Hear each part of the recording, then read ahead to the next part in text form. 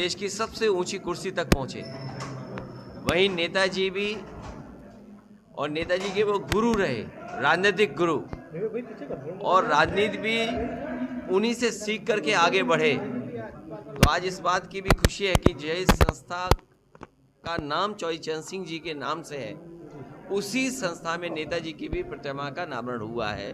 और नेताजी को धरती पुत्र, या यहाँ की धरती के लोगों ने ही नाम धरती पुत्र दिया, और जीवन भर उन्होंने भी यहाँ के लोगों का जीवन बेहतर हो उसके लिए काम करते रहे। नेताजी ने लगातार किसानों के लिए काम किया, हर वर्ग के लिए काम किया। क्या नहीं लगता कि नेताजी को भारत रत्न मिलना चाहिए? देखिए, ये पक्ष हमारे पार्टी के और लोग नेता बोलेंगे, प्रेस के लोगों को बोलना ही अच्छा नहीं लगता। सर, बदायूं से भाजपा विधायक है हरीश शाह के, उन पर एमपी-एमएलए कोर्ट ने सामूहिक दुष्कर्म, जितने भी गलत काम आज उत्तर प्रदेश में हो रहे हैं, जितने भी अपराध हो रहे हैं, कहीं ना कहीं भारतीय जनता पार्टी के नेता ही उसके पीछे हैं।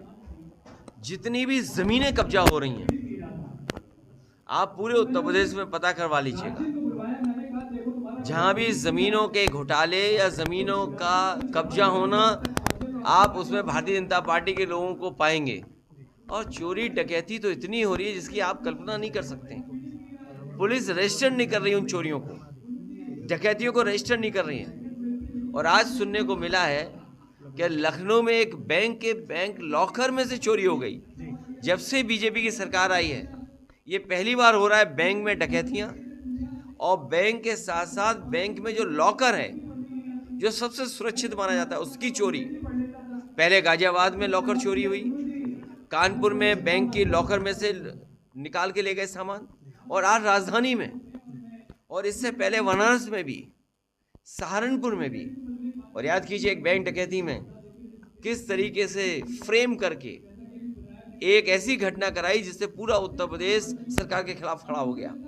आपने एक फेक एनकाउंटर किया था, और इस फेक एनकाउंटर को बैलेंस करने के लिए आपने एक और एनकाउंटर किया।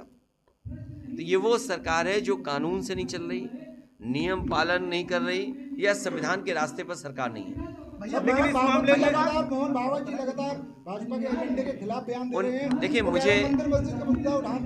मुझे उसमें कुछ नहीं कहना। मैंने पहले भी कहा है, अगर उनको लगता है, क्योंकि वो विचारधारा भारतीय जनता पार्टी की अंडरग्राउंड विचारधारा है। भारतीय जनता पार्टी के लिए वो विचारधारा अंडरग्राउंड काम करती है, सुरंग खोद करके काम करती है। तो वो जो आज बात कही जा रही है, कम से कम उन्हें भारतीय जनता पार्टी के लोगों को समझाना चाहिए। अगर वो एक फोन भी कर दें मुख्यमंत्री जी को, तो कोई भी सर्वे और कोई भी ऐसा विवाद नहीं होगा। लेकिन हर जगह राजनीतिक लाभ लेना चाहते हैं। ये तमाम स्टेटमेंट इसलिए आ रहे हैं कि वो राजनीतिक लाभ लेना चाहते हैं। आज समस्या क्या है? आज बॉर्डर पे किसान नेता भूख हड़ताल पे बैठे थे, अनशन में बैठे। उनकी जान बचेगी कि नहीं बचेगी, उनका स्वास्थ्य कैसा है, या स्वास्थ्य अच्छा रहेगा कि नहीं रहेगा, इस सवाल है। सोचिए, आज हम और आप जब चौधरी चरण सिंह जी को याद कर रहे हैं, उसी समय बॉर्डर पर किसान नेता बैठे हुए भूख हड़ताल पर। तो अभी भी ये सरकार जो किसानों के लिए फैसले लेने चाहिए, किसानों के फैसले नहीं लिए। ध्यान हटाने के लिए किसान के सवाल न पूछे कोई, बेरोजगारी पर कोई सवाल न करे, महंगाई पे कोई सवाल न करें। और आपने देखा नहीं, अभी अगर आप नमकीन पॉपकॉर्न खरीदोगे तो 12% GST है, और अगर मीठे पॉपकॉर्न लोगे तो आपको 18% GST देनी पड़ेगी।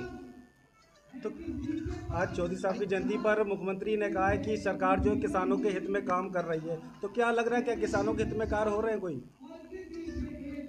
ये मुख्यमंत्री ही जानते होंगे। भारतीय जनता पार्टी को हिंदू आतंकवादी संगठन कहा है, उसको किस तरीके से? जो लोग नफरत फैलाएं, फेक एनकाउंटर करें, कानून से न चलें, अगर इसके अलावा कोई और शब्द हो तो बताओ, वो भी कहा जाए। अच्छा, जिस तरह संभल में काफी साल पुराना मंदिर आपके पत्रकार साथियों के कपड़े उतार लें, नंगा कर दिया जाए, ऐसे लोगों को क्या कहोगे आप? मैं अगर आपसे ही सवाल पूछूं कि किसी पार्टी का कार्यकर्ता नेता, उसके खिलाफ आप में से कोई अगर खबर चला दे, तो उस पत्रकार को कपड़े उतार करके नंगा करके खड़ा कर दिया, उस पत्रकार के साथ जो व्यवहार हुआ, जिसने व्यवहार किया, उसके लिए क्या कहोगे आप? अगर कोई आपके पास शब्द हो तो बताओ। तो क्या लग रहा है जिस तरह संभल में पुराना मंदिर मिला है, बदायूं में ये जिस तरह- ऐसे ही ढूंढते रहेंगे, खोदते खोदते एक दिन अपनी सरकार को भी खोद देंगे ये। भैया वन नेशन वन इलेक्शन का जो प्रस्ताव पास हो रहा है उसको किस नजर से देखते हैं? ये संभव ही नहीं है। ये मन विधान से चलने वाले लोग हैं, लोकतंत्र पे नहीं एक तंत्र पे भरोसा करते हैं। ये तानाशाही के पक्षधर लोग हैं, ये एक तंत्र चाहते हैं और ये भी चाहते हैं कि खबर कौन सी चले, कौन सी ब्रेकिंग न्यूज़ हो, कौन सा चैनल उनका दिखाए, कौन सा चैनल उनका हो। सर आवारा जानवरों को लेके किसान लगातार परेशान है सर। अभी भी आपने भी कई सवाल उठाए हुए तब अब किसान को मन बना करके सरकार को हटाना चाहिए, तभी आवारा पशु उत्तर प्रदेश से हट पाएंगे। बहुत आवारा लोग हैं इधर उत्तर प्रदेश में। अम्बेडकर कहा गया है, क्या कहेंगे? बाबा साहब भीमराव अम्बेडकर जी का सम्मान हम सब करते हैं और कई घरों में आप अगर जाएंगे तो बाबा साहब भीमराव अम्बेडकर जी को पूजते हैं, उन्हें भगवान मानते हैं। भारतीय जनता पार्टी के सभी नेताओं को माफ़ी मांगनी चाहिए। सूत्रों के राज से खबर ये भी आ रही है कि बीजेपी का प्रदेश अध्यक्ष चुना जाना है। क्या हो सकता है कि दलित चेहरा हो सकता है? मैं आपको धन्यवाद देता हूं, आपने बहुत अच्छी बात याद दिला दी। जो लोग वन नेशन वन इलेक्शन की बात कर रहे हैं वो अपना राष्ट्रीय अध्यक्ष नहीं चुन पा रहे हैं। जो लोग वन नेशन वन इलेक्शन की बात कर रहे हैं वो अभी तक अपना राष्ट्रीय अध्यक्ष नहीं चुन पाए।